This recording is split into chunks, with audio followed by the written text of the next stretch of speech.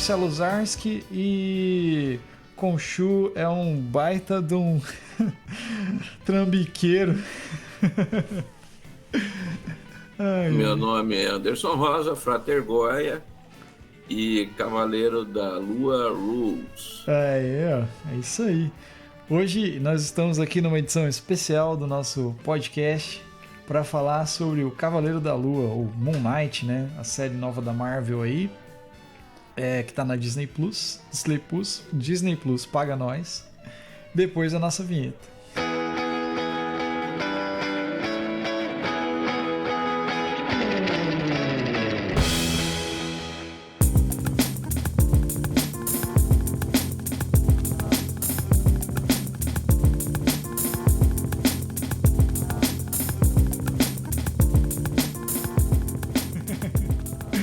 Ô Goya, mas vamos lá. Cara, deixa eu falar por mim, né?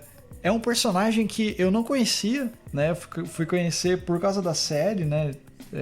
Não sabia nada dele.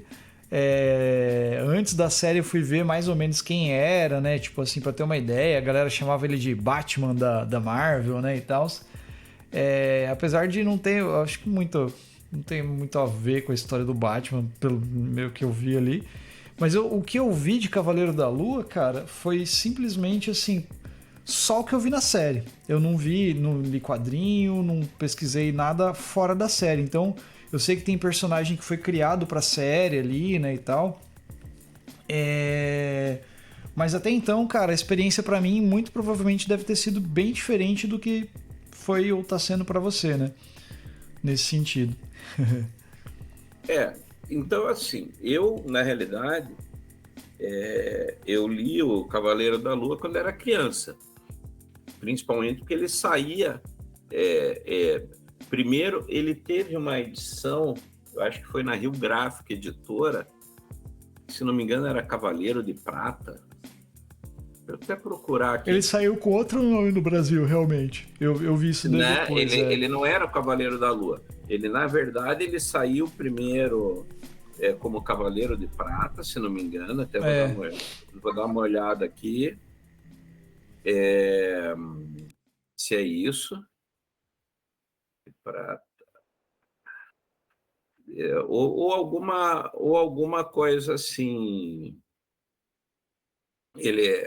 Porque Cavaleiro de Prata acho que tem do Cavaleiros do Zodíaco, né? Mas ele saiu com um nome. Ele saiu com um nome diferente, cara. Eu não lembro agora, realmente. Isso é uma coisa que eu vi, cara. E na realidade, assim, então eu li ele nesta primeira versão, né?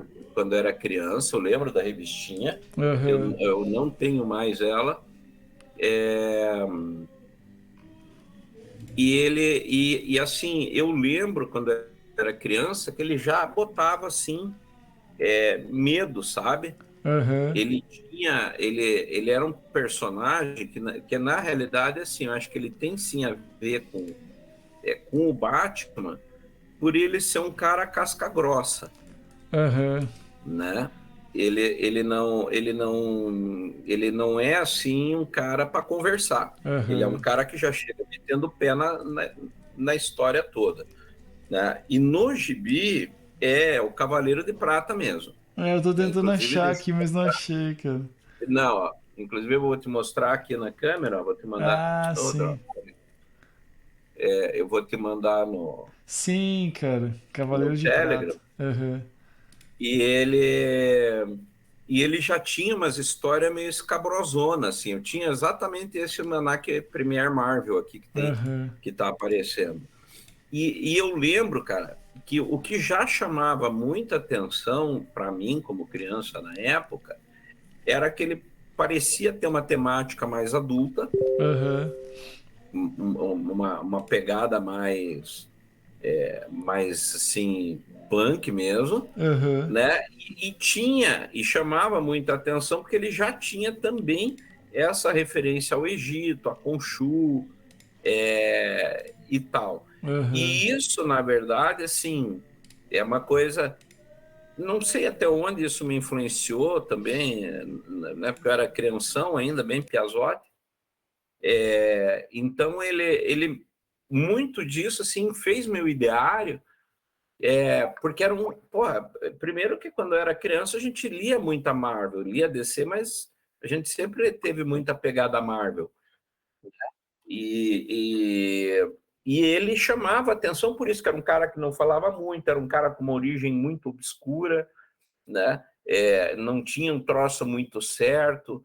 Ele para mim, ele é uma mistura do Sombra com o Batman.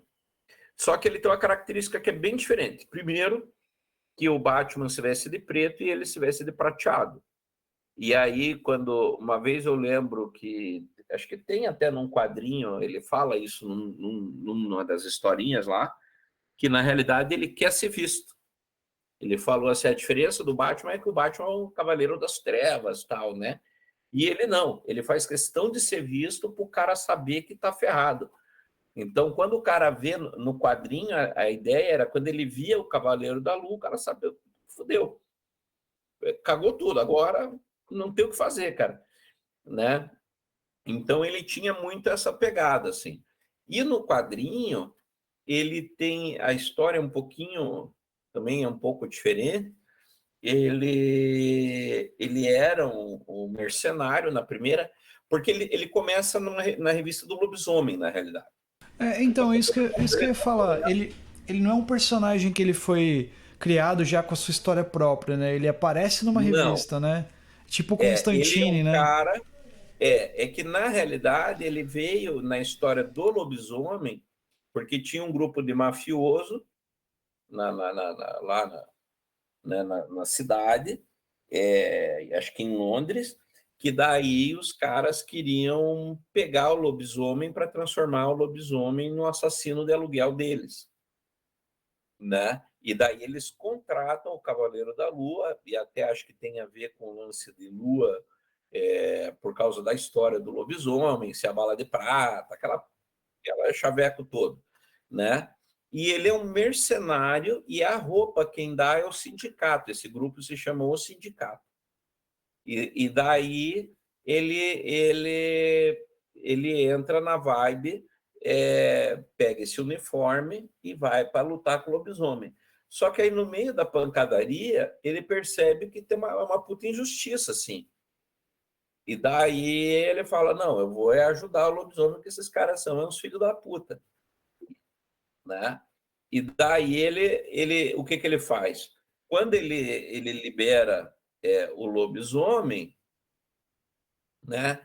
Eles praticamente destroem o sindicato, o lobisomem foge para um lado e o Cavaleiro da Lua foge para o outro. Se não me engano, são 2 ou 3 histórias, em 2 ou 3 revistas, que vai aparecer o Cavaleiro da Lua com essa temática na revistinha do lobisomem. E só depois que daí ele já entra ele aparece numa revista própria, né, numa historinha no Cavaleiro da Lua número 1, e que daí essa história do Cavaleiro da Lua número 1, ela conta a história de como ele virou o Cavaleiro da Lua quando ele era mercenário, estava lá no continente africano e estava no Egito. E o pai da mulher dele é o cara que descobre a tumba lá do Khonshu, etc., uma tumba cheia de riquezas, e ele faz parte de um grupo de bandido que quer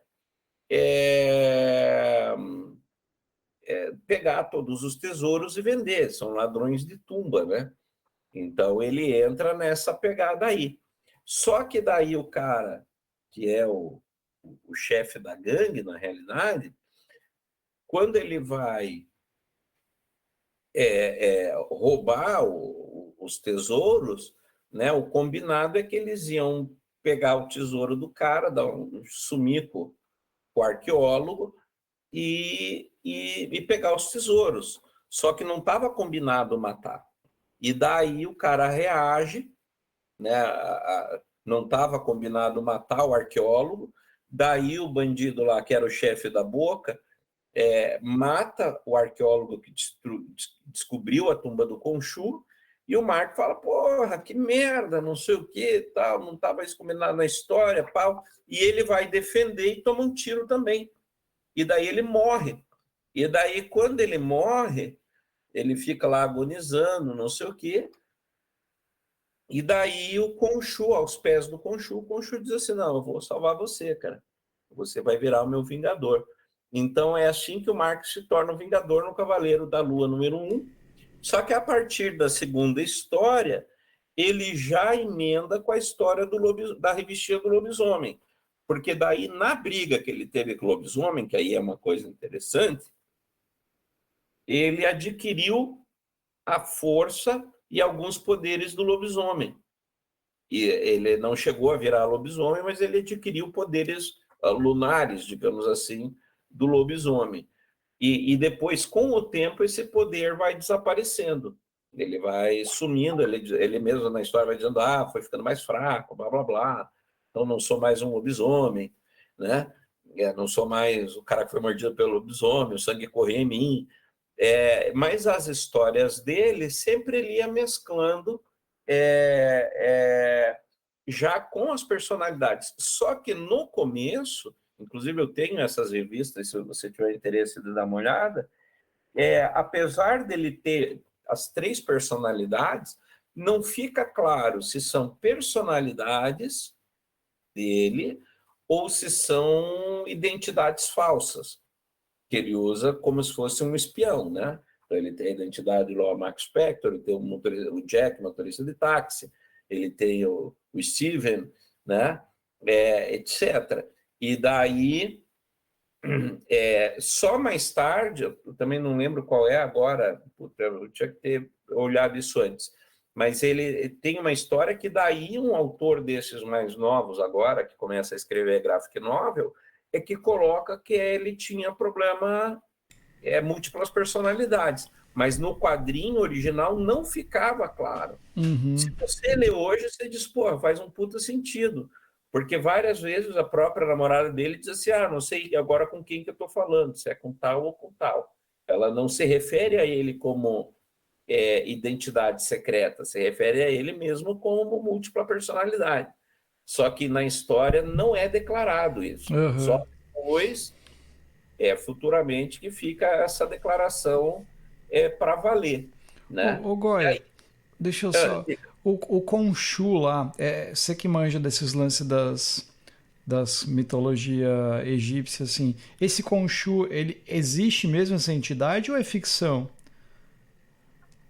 Não, o Khonshu existe mesmo. Ah, tá. Existe mesmo. Ah, né? tá, Ele é um pouquinho diferente da representação ali da série, mas é que a série ela faz uma pegada egitomania, porque o que é egitomania? Na realidade,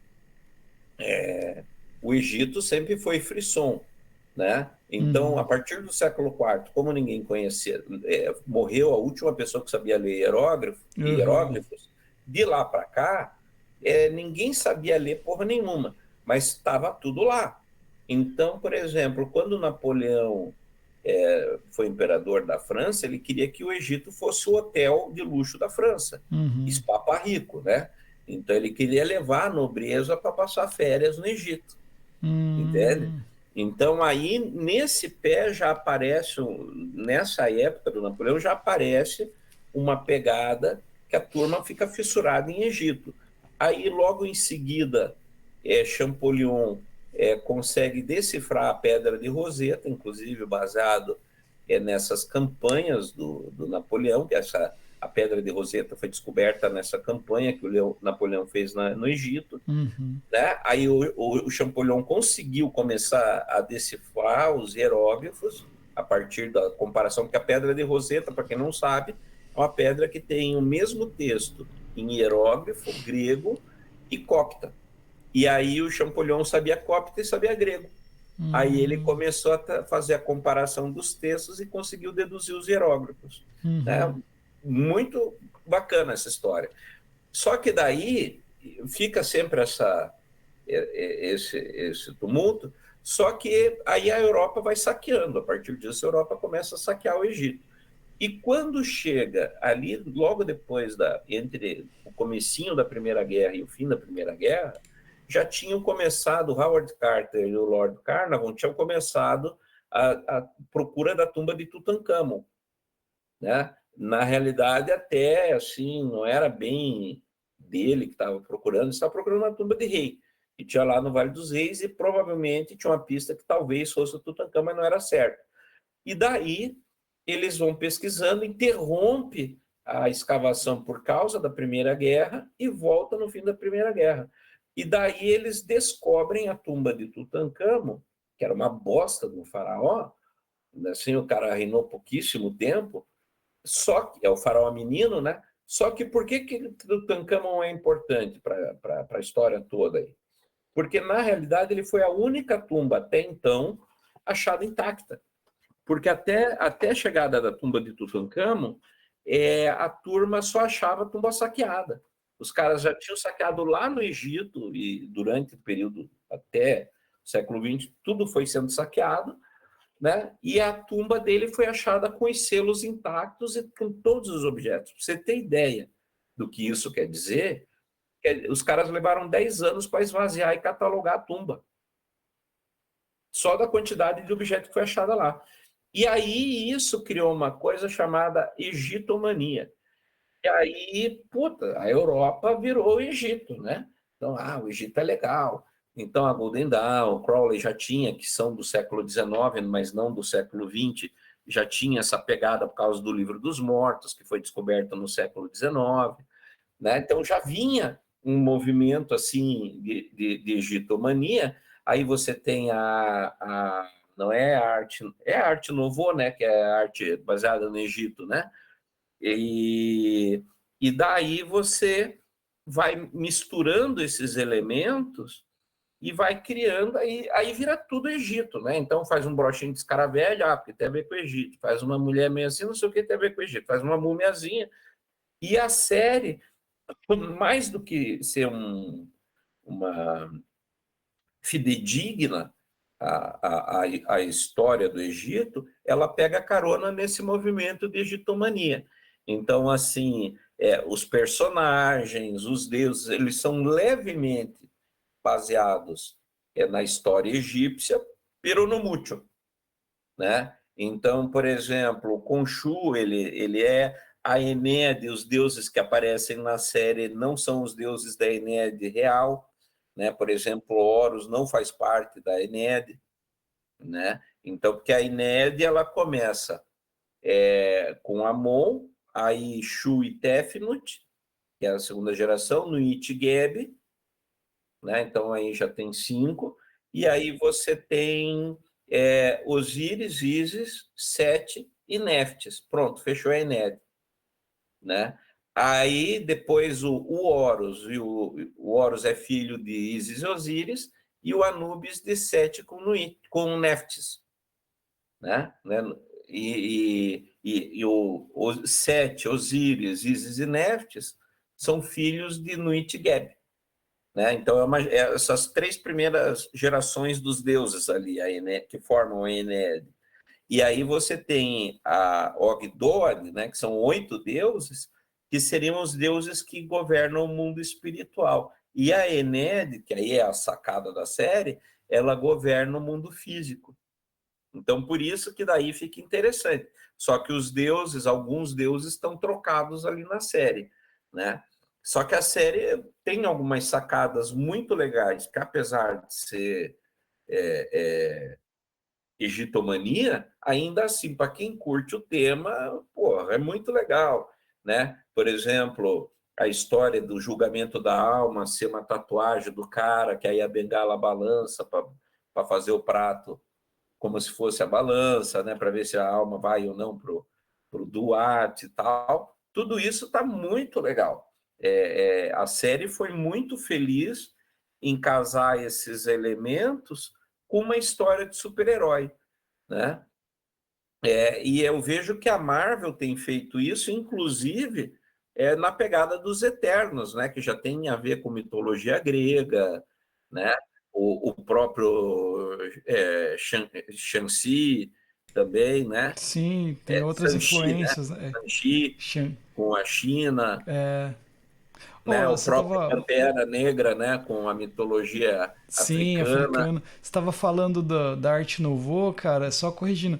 A Arte Nouveau, a influência era da cultura japonesa, barroco, rococó e tal. Ah, então não Eram é as Arte imagens Nouveau. florais, umas coisas assim, Isso. cara. É bonito também, cara, mas é outra coisa.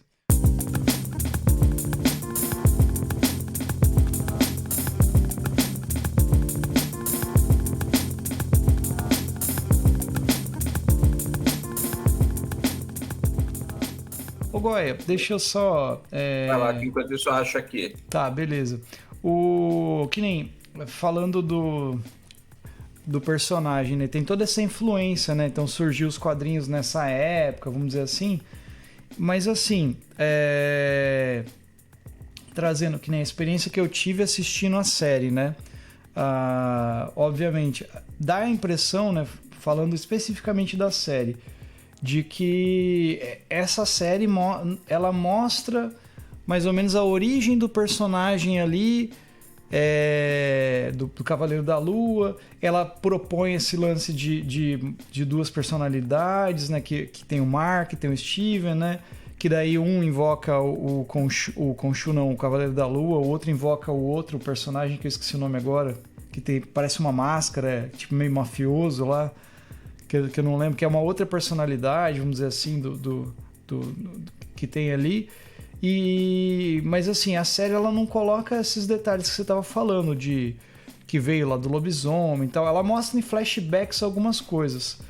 Na série, até então, cara, isso não é um review da série nem nada, mas assim, o que você fica vendo, assim, o que você percebe é meio que assim, eles estão... É que é o universo da Marvel, né? É diferente, o universo cinematográfico, né? Vamos dizer assim, dos quadrinhos, né? Eles dão uma mudada. Mas assim, o que fica meio que mostra, assim, um pouco da série, ela é meio... Ela tem um jeito de ser meio... Não surreal, cara, mas ela tem um jeito de trabalhar com esse lance mais psicodélico do negócio, sabe? Por exemplo, que nem a gente assistiu o Legion, né? Que tem toda aquela vibe de ser na cabeça do Legião e não sei o que. Ela tem uma vibe, tem uns episódios, você tá no quinto episódio, você falou, né, no momento. Tem uns episódios anteriores ali que você vê que ele tá num manicômio, que você não sabe se aquilo lá é real ou não é, se, sabe, você fica naquela, sabe? Então ela tem um pouco de mexer com isso. Nos quadrinhos, né, você que lê os quadrinhos, tem isso também, cara? Essa vibe de ser mais um quadrinho mais psicodélico, meio mais cósmico. Não, cósmico seria mais o Doutor Estranho, Tem. né? Tem Não, tem. essa vibe Tem. psicológica, assim? Só para ficar, né, fechar o negócio da arte, Ah, tá. Uhum. é Arte Deco. Ah, tá. É Arte Deco. Deco. A Arte Deco é baseada no Egito, não é Arte Beleza, Nouveau, beleza. desculpa. É, mas assim, é, o que acontece? Ele, na realidade, inclusive, ele aparece lutando com Vingadores em algumas histórias, Uhum. né? A, então ele entra assim e na realidade ele se torna um cara extremamente poderoso, tipo que nem o Doutor Estranho que virou o maior mago, né? O Mago Uhum. Supremo, o Cavaleiro da Lua, ele compete em poder com o próprio Doutor Estranho, né? Dentro do universo Marvel. Só que eu acho que até hoje ele é um personagem subutilizado para quem tem tanta importância assim, Uhum. né? Ele e tanto tem poder, e acho que isso que esse novo universo MCU aí, acho que é a quarta fase, né? É. Eles estão fazendo é o lance que o Khonshu lá, que o Steven e o Khonshu voltam o céu para 2.000 anos atrás. Cara, você entender, né, muitos aí que estão ouvindo e que assistiram a série talvez não se perceberam, o que ele fez naquela cena foi ele voltar o universo inteiro visível para um período há 2.000 anos atrás. É doido Então não nessa foi parte. só ele botar é, é, as estrelas numa posição, né? Mostrar o que estava no céu. Ele moveu planetas, galáxias, estrelas para posições de 2.000 anos atrás. Cara, Thanos não consegue fazer isso, né? O Doutor Estranho não consegue fazer isso. Então, só isso já coloca ele num patamar, inclusive mais foda do que a própria Wanda. Né? Porque Que a até Wanda, então, se né? você vê o WandaVision, né, que seria a série paralela, nesse mesmo período aí da MCU aí, o que acontece com a Wanda? Você viu o WandaVision, não? Vi. Né? Ela A cria, né? WandaVision, ela cria uma realidade paralela porque ela não aguenta a morte do Visão. Exatamente. Né? Então é outra pegada.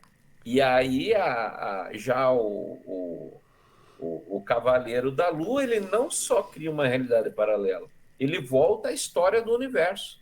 Ele reseta o universo para 2.000 anos atrás. Então, olha o quão isso é poderoso na ordem das coisas, né? Se você está falando... E veja, ó, e tem coisas aí para a gente especular. Né? Se a gente for pensar no universo MCU, da Marvel, tudo mais, até seria legal puxar esse assunto uma hora com o Douglas, Sim. voltar a fazer o Cavaleiro da Lua 2, porque veja só a pegada que isso vem. Né? Tem o Doutor Estranho com essa coisa do universo também, os multiversos, etc, etc. A Wanda, ultra, mega, super poderosa. O Cavaleiro da Lua voltou né, um universo, pelo menos, ele voltou para 2.000 anos atrás. Então você tem titãs aí. Não é só qualquer coisinha. No universo das séries, você tem muita coisa que está rolando aí. E supostamente essa série é para ser uma temporada só. É uma minissérie, né? Pelo que eu Né? vi. Só que eles deram uma pedrada aí e apresentaram um personagem que é mais foda que a Wanda e o Doutor Estranho junto. Então, quer dizer, isso não vai ficar barato. Então, eu acho que eles não iam pegar um personagem que nem você falou, que quase ninguém conhece, vamos dizer assim, não é um personagem que tá no ápice, assim, vamos dizer assim, Da da popularidade. popularidade, pra jogar no universo, entendeu? Ali, só por fazer, vamos fazer uma série do Cavaleiro da Lua? Tipo, por quê? Eles têm os produtores lá da Marvel têm algum plano pra fazer uma franquia bem De longo grande. prazo, né? Exatamente. É que nem o Eternos. Eles fizeram o filme do Eternos, jogaram lá, introduziram todos os personagens. Eu gostei pra caramba, achei bem diferente o filme, achei legal. E pra nada, sabe? Vai ter alguma coisa, ter alguma coisa relacionada. O Shang-Chi, sabe? O que eles estão tentando criar, talvez, é todo esse lado mais cósmico do universo da Marvel agora, né? Você vê, vai ter o Capitão Marvel 2 aí, que é a The Marvels, né? Que vai ser já no espaço, vai ser outra coisa. O Guardiões da Galáxia e o Thor também, então tem essa pegada diferente, sabe? É que o Guardiões e o Thor acho que vai ser meio que para encerrar a franquia, né? O Thor passar o martelo, o Guardiões meio que acabar a trilogia deles ali e tal. Mas você vê que tá saindo todas essa galera diferente aí, vamos dizer assim, né? Tipo, que já não é tipo o Capitão América, já não é um negócio mais pé no chão. Já vai para um outro caminho, né? Vai ficar É. estelar o negócio, né? E detalhe, né? Tudo isso que você citou, incluindo o Pantera Negra, Sim, são muito mais do universo mágico da Marvel sim, do que do universo tecnológico, né? exatamente. Então, Cavaleiro da Lua tem a ver com magia, Wanda tem a ver com magia, Doutor Estranho tem a ver com magia, Shang-Chi tem a ver com Tem, magia, né? O Pantera Negra tem a ver com magia, então Eternos tem a ver com magia. tem aquele Então, Adam eles estão Warlock jogando também com o que vai universo ter, né? místico da Marvel, né? Uhum. Aquele Warlock também, né? O Adam Warlock. Adam Warlock, Parece que vai ter uma série aliás, é um dele, né? baita personagem. É, então, Tenho medo do que vão fazer, porque o personagem era muito bom. pois Tem é, né?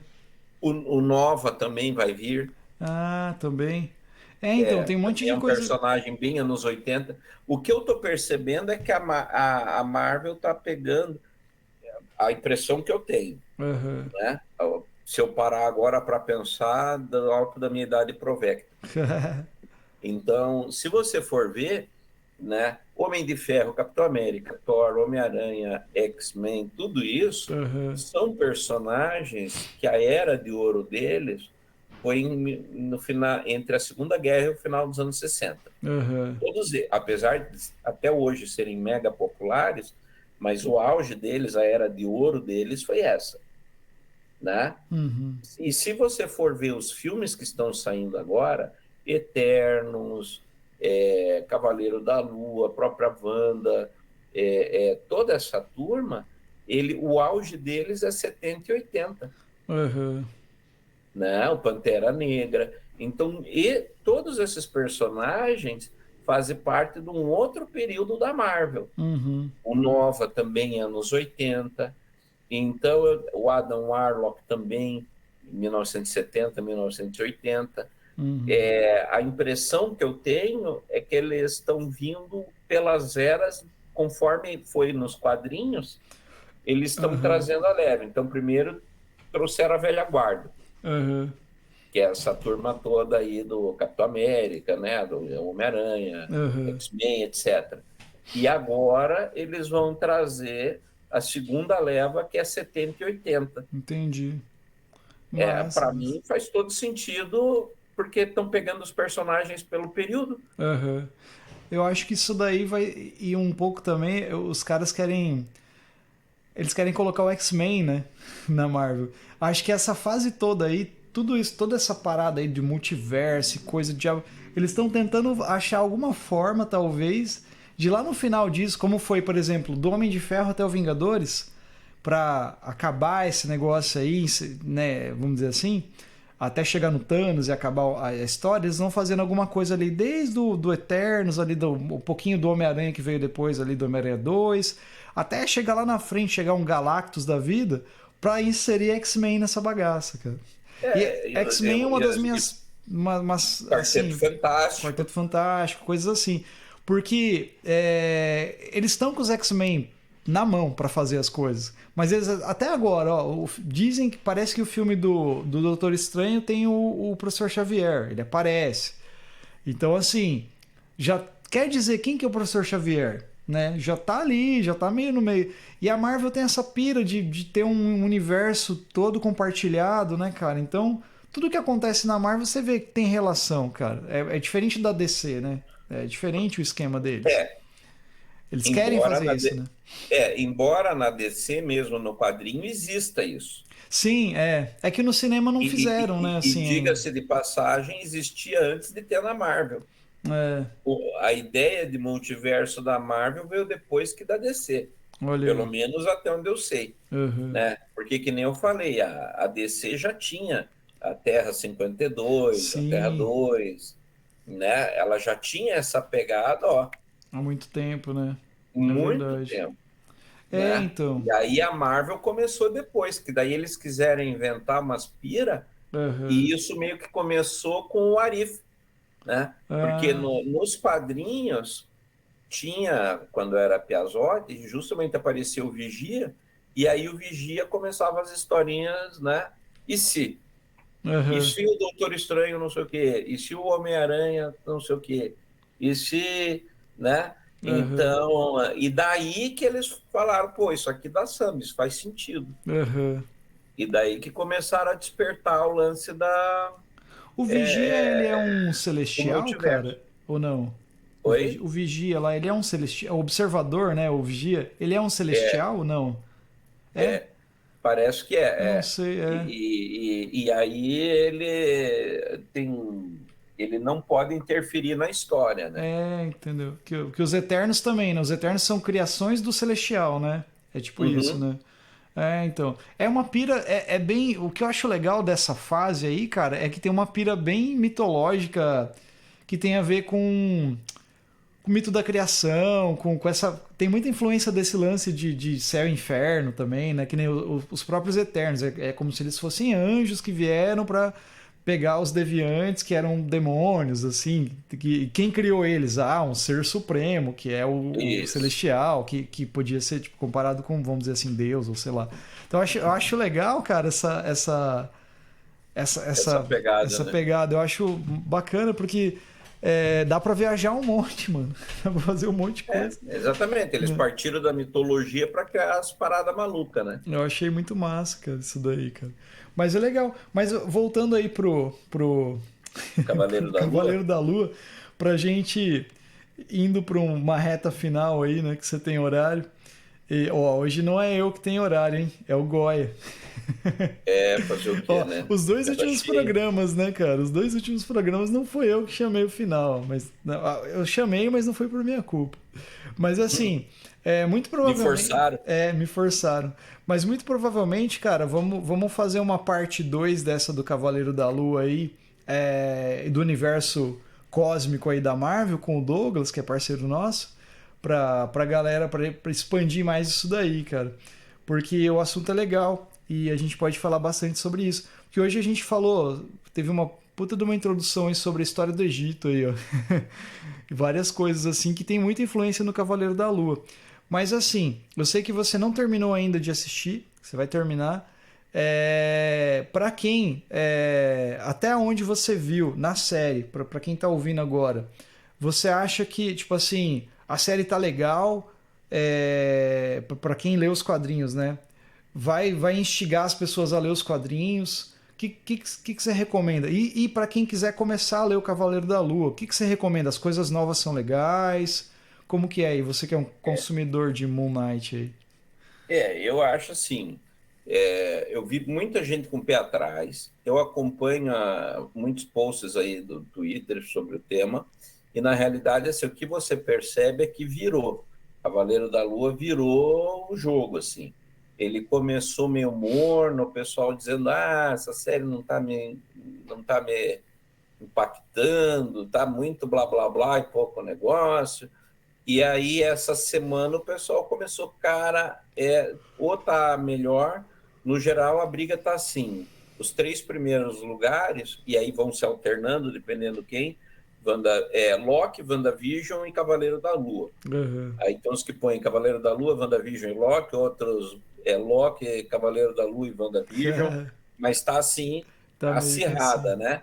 E eu digo para você assim, tem uma série nova de quadrinhos do Cavaleiro da Lua que eu comecei a comprar em 2014, acho, e que a série tá mais na pegada dessa do que da original lá de trás, Ah, né?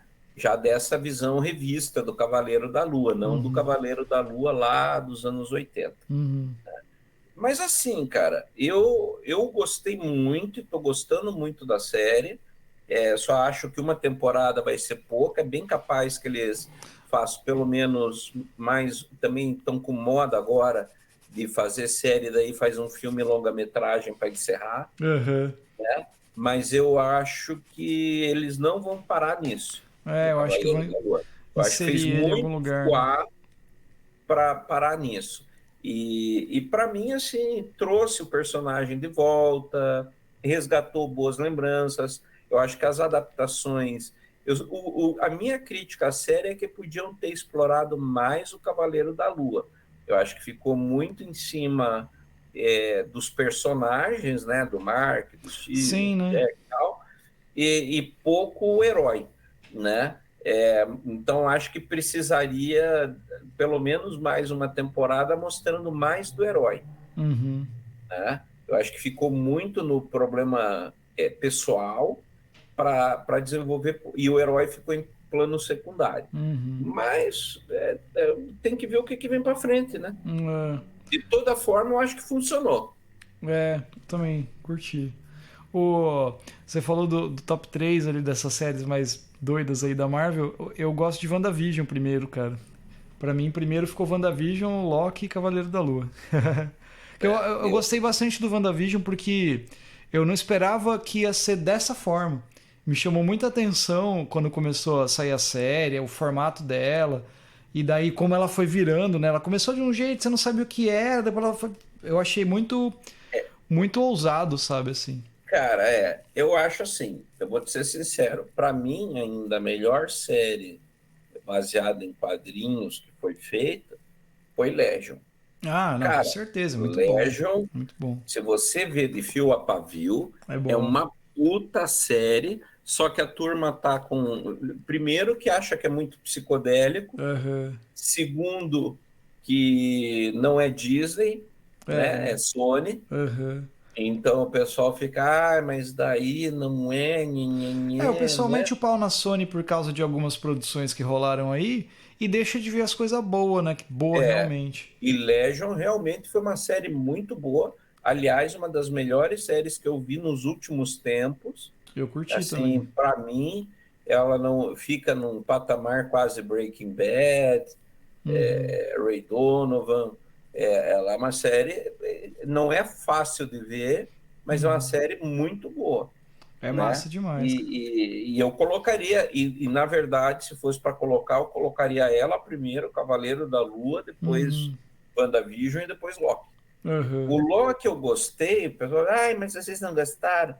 Gostei, cara, gostei do Loki. Só que eu acho que o Loki partiu muito mais para o universo do cinema, né? Que nem o Vingadores, aquela coisa, meio comédia. Apresentou algumas coisas, Uhum. como aqueles guardiões, né? Das curvas do tempo, blá blá blá lá.